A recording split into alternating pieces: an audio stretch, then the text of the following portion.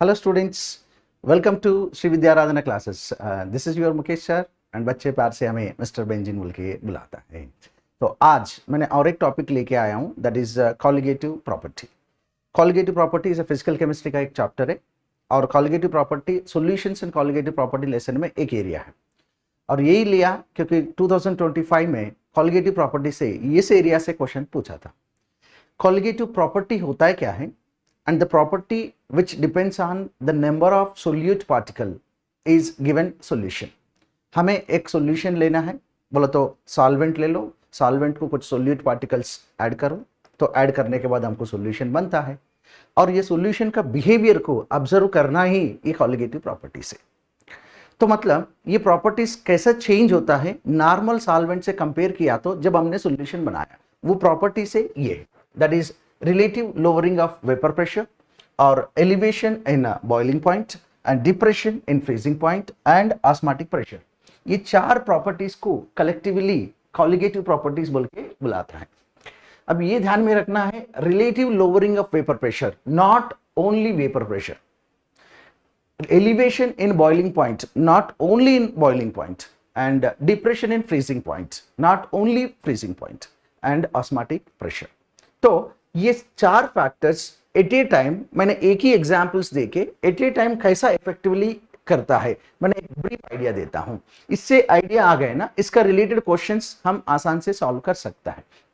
मैं आपको ये बताना चाहता हूं, यहीं से नीट 2025 में से क्वेश्चन पूछा था, इस एरिया से ही क्वेश्चन पूछा था। तो सॉल्यूशंस कॉलिगेटिव प्रॉपर्टी लेसन में इस एरिया इज वेरी इंपॉर्टेंट है। एक्चुअली होता है क्या है, मैंने एक्सप्लेन करने के लिए एक सिंपल आइडिया देता हूं। फॉर एग्जांपल, हम एक ऐसा कंटेनर लेंगे, कंटेनर में शुरुआत में मैंने ऐसा रख दिया एक सॉल्वेंट है। इस सॉल्वेंट का जो नेचर है तो इट इज क्या बोलता है, नॉन वोलेटाइल एंड वोलेटाइल बोल के दो टर्म यूज करता है।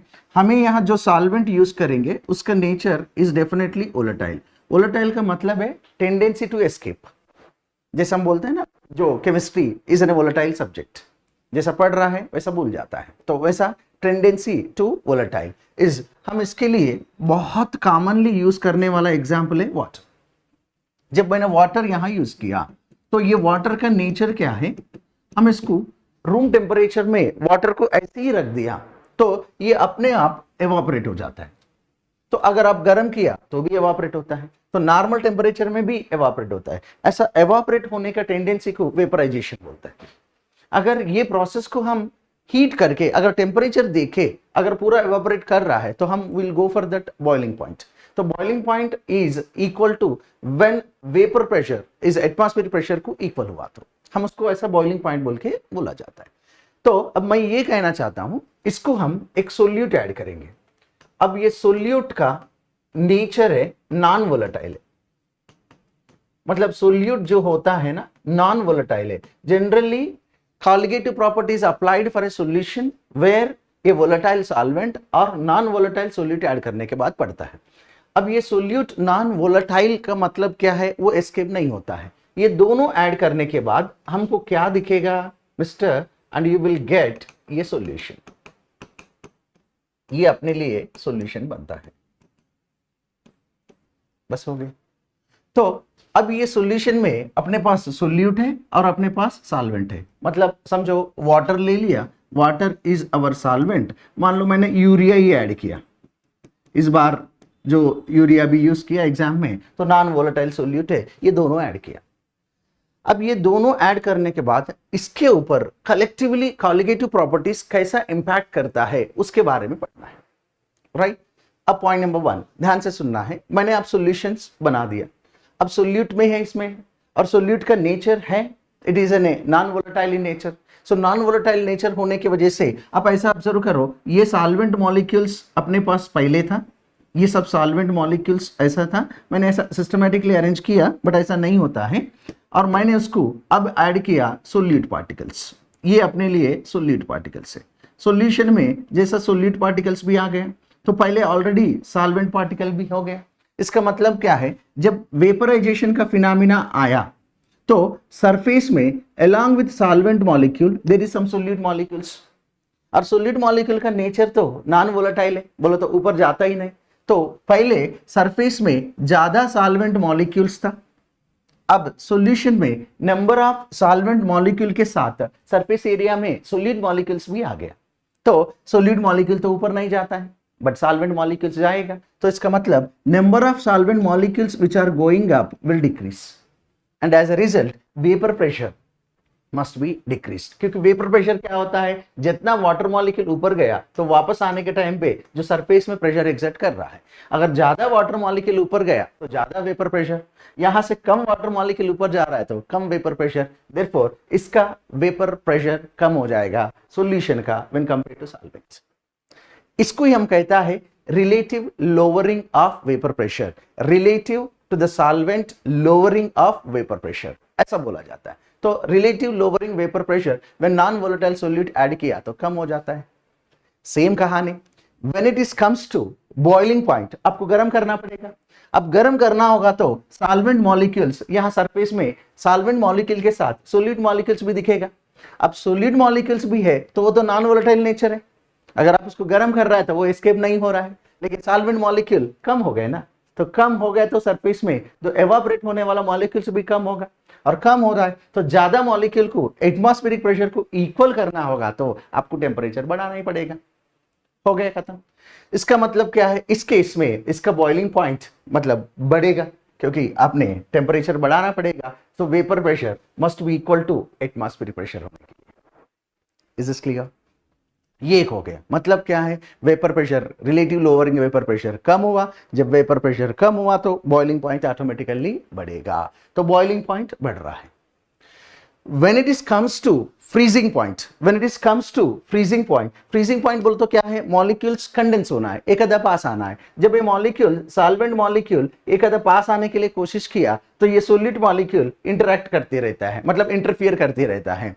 जब सोलिड मॉलिक्यूल से इंटरफियर कर रहा है तो मॉलिक्यूल को पास आने नहीं देता है, और मॉलिक्यूल पास आने के लिए उसको एफर्ट ज्यादा लगता है। देयरफॉर मैंने सोचा अगर 0 डिग्रीज में जो फ्रीज होने वाला उसको एफर्ट ज्यादा लगता है तो और थोड़ा टेम्परेचर को कम करना पड़ता है, तो ऑटोमेटिकली इसका फ्रीजिंग पॉइंट कम हो जाता है। दिस इज हाउ, देखो एक ही मतलब एक ही ऐसा सॉल्वेंट लेके सॉल्यूशन में ऐसा पूरा प्रॉपर्टीज एक्सप्लेन कर सकता है। तो डायरेक्टली मेरे कहने का मतलब क्या है, व्हेन आपने एक आइडियल सॉल्यूशन या नॉन वोलेटाइल सॉल्यूशन ऐसा यूज किया तो सॉल्यूशन ले लिया, तो इसमें जो सोल्यूट होता है नॉन वोलेटाइल होगा डेफिनेटली, और प्लस जो सॉल्वेंट होता है वोलेटाइल नेचर होता है। तो आइडिया क्या है, ये सब ले लिया तो इसको एट ए टाइम अगर हमने बात किया तो relative lowering of vapour pressure is automatically कम हो जाता है, और relative lowering of vapour pressure कम हुआ तो डेल्टा टीबी मतलब elevation in boiling point automatically बढ़ जाता है, और डेल्टा टीबी बढ़ गया तो delta TF depression in freezing point तो कम ही हो जाता है, और डेफिनेटली ऑस्मोटिक प्रेशर भी इंक्रीज होता है। तो osmotic pressure is flow of solvent molecule to the solution. तो सॉल्वेंट मॉलिक्यूल जाना है, जब सॉल्यूट आ गया तो प्रेशर ज्यादा अप्लाई करना पड़ता है। ये चार फैक्टर को एट ए टाइम आइडिया होगा तो अब सिंपली ये क्वेश्चन सॉल्व कर सकता है। ठीक है, तो इसी का रिलेटेड क्वेश्चन ने नीट 2025 में पूछा था। 2025 में इसका रिलेटेड क्वेश्चन ही पूछा है। कैसा पूछा, 0.01 m यूरिया लिया और 0.01 m के NO3 बोल के लिया, और 0.01 m Na2SO4 बोल के ले लिया, और 0.015 समथिंग ले लिया, और मोलारिटी लेके इसको C6H12O6 मतलब ग्लूकोज ले लिया।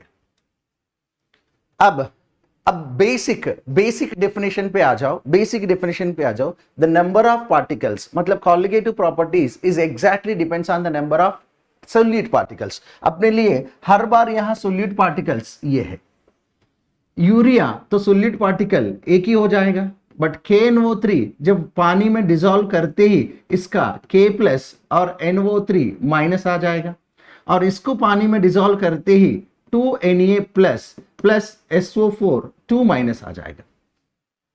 2Na+ एंड SO4 2- आएगा। आपको तो पता है ग्लूकोज जैसा है वैसा ही होगा। अगर आप इसको डाइल्यूट सॉल्यूशंस ले लिया, वेरी डाइल्यूट सॉल्यूशंस ले लिया, तो मोलारिटी इज इक्वल टू लगभग मोलालिटी लेता है। तो आपको तो आइडिया होगा, तो delta T B is equal to I into K B into M, ऐसा फार्मूला। ये तो कांस्टेंट है, तो देयरफॉर ये दोनों को मल्टीप्लाई कर देना है, क्योंकि ये वाटर तो फिक्स है ना, तो ये तो फिक्स हो जाता है, देयरफॉर आई इंटू एम। अब यहाँ m वैल्यूज तो डाइल्यूट सॉल्यूशंस हो गया, तो आप इससे मल्टीप्लाई करते जा रहा है, तो ऑटोमेटिकली इसका i वैल्यू 3 हो गए ना। जब i इसका 3 है, i इसका 2 है, i इसका 1 है, i इसका भी 1 है। ये कैसा समझेगा क्या बोलो तो, आयनिक कंपाउंड जब पानी में डिसॉल्व किया तो जो नंबर ऑफ सॉलिड पार्टिकल्स बनेगा। एक्चुअली मैंने अभी जो आइडिया बताया, तो कॉलिगेटिव प्रॉपर्टीज को कंप्लीट अप्लाई करके ये आइडिया दे सकता है। This is very simple concept है, और इसी का क्वेश्चन नीट 2025 में पूछा है। तो ये कॉन्सेप्ट बेस्ड क्वेश्चन है और वेरी इजी क्वेश्चन है।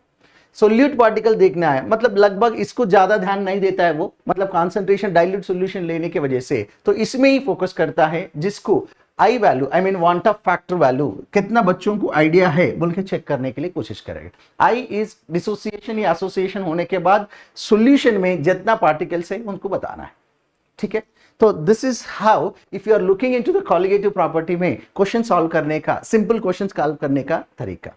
तो मतलब सिंपल आइडिया है, आपने क्या करना है, एक नॉन वोलेटाइल सोल्यूट लेके और एक सॉल्वेंट में ऐड किया, तो उसका इफेक्ट को एट ए टाइम पढ़ना है। बट यहां एक इंपॉर्टेंट चीज है, मैंने जैसा कह रहा था, तो मैक्सिमम लोग यही आइडिया से बताता है, लेकिन अब ध्यान से सुनना है, ये थोड़ा एडवांस लेवल का हो जाता है, थोड़ा ध्यान से सुनना है। जब हमने एक सोल्यूट नॉन वोलेटाइल सोल्यूट को वोलेटाइल सॉल्वेंट में ऐड किया, तो हम ये सब चीजें बात कर रहा है, बट इसको एक इंटरेस्टिंग कॉन्सेप्ट है, थर्मोडायनेमिक्स भी अप्लाई करके बात कर सकता है। और थर्मोडायनेमिक्स के अनुसार अगर आपने चेक किया, अकॉर्डिंग टू थर्मोडायनेमिक्स देख लिया, मैंने एक प्योर सॉल्वेंट ले लिया, प्योर सॉल्वेंट में वाटर मॉलिक्यूल का एक फिक्स अरेंजमेंट होगा, इस अरेंजमेंट की वजह से इस वाटर मॉलिक्यूल का एक एंट्रोपी आ जाएगा, एंट्रोपी। बट अब इसको सोल्यूट ऐड किया, अगर वो नॉन वोलेटाइल सोल्यूट है, मतलब एक सोल्यूट ऐड किया, और सोल्यूट ऐड करने की वजह से जो सोल्यूशन बनता है, अब इसमें रैंडमनेस और बढ़ जाता है, तो overall entropy of the solution will increase, right. जब कोई सॉल्यूशन का एंट्रोपी बढ़ रहा है, तो automatically delta G of the solution will increase, मतलब delta G will become more negative. जब delta G more become negative है, that means it leads to the spontaneity, मतलब हम बोलते हैं ना, जो भी डेल्टा जी नेगेटिव होने के लिए स्पॉन्टेनियस प्रोसेस होता है। अब कहने का मतलब है, अब ध्यान से सुनना है, अगर आपने एक सॉल्वेंट का एंट्रोपी है और ये सोल्यूट ऐड करने के बाद सॉल्यूशन का एंट्रोपी बढ़ रहा है, तो इसका मतलब डेल्टा जी मोर नेगेटिव हो रहा है, दैट इज स्पॉन्टेनियस प्रोसेस को इंकरेज कर रहा है। जब ऐसा हुआ, तो यहां से सॉल्वेंट मॉलिक्यूल को ऊपर गया, तो ऑटोमेटिकली इसका एंट्रोपी फिर कम होने लगता है ना। इससे अच्छा एंट्रोपी कम होने के चक्कर में क्यों करना है, बल्कि सॉल्वेंट मॉलिक्यूल को ऊपर जाने का टेंडेंसी को कम कर देता है, and that's reason lower pressure, relative lowering of vapor pressure will be decreased, and that's the reason molecule जाने नहीं दे रहा है, तो boiling point will be increased, and that's the reason और molecule सब अंदर होने की वजह से condense का possibility कम होता है, और therefore freezing point will be decreased, and that's the reason to flow of the solvent molecule you apply the more pressure and osmotic pressure will be increased. Actually thermodynamics से अगर आप इसको apply करके पढ़ सकता है, लेकिन मोस्ट ऑफ द बुक्स ने यही कहानी सुनाता है, सोल्यूट मॉलिक्यूल सरफेस में आ जाता है, सोल्यूट मॉलिक्यूल से इंटरफियर करता है, ऐसा सरफेस के ऊपर कुछ मॉलिक्यूल्स रहता है, ऐसा कुछ भी नहीं है। एक्चुअली थर्मोडायनेमिक्स अगर आपने अप्लाई कर दिया, तो that is going to be very perfect. This is what called absolute concept. इसमें कुछ रट्टा नहीं है, और कॉन्सेप्ट का आइडिया होगा तो इसका क्वेश्चन सॉल्व करना बहुत आसान आता है। To know and to learn such kind of concept, please come and join with us. Thank you. I'm signing off.